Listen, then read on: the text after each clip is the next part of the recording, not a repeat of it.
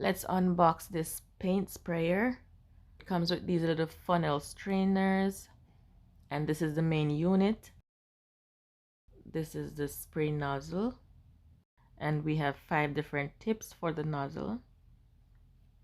And this will measure how thin your paint should be based on if it's latex or whatever paint you're using. It's all in the handbook. And this is our canister for the paint. Just snap it in place, attach your nozzle,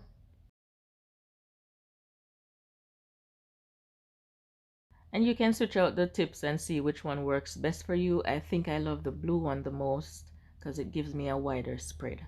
So this is how you're gonna measure how thin your paint is, if it's good enough for the sprayer. And the manual should tell you exactly how long it should take before it's empty based on the type of paint that you're using.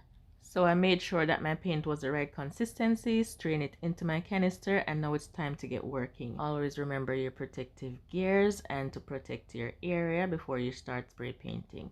You'll get 3 different patterns based on how you turn your nozzle. I am turning it sideways for a wider spread, and it's easy to apply, super easy. I was done painting. It's a small bathroom that I have, and I was done in no time.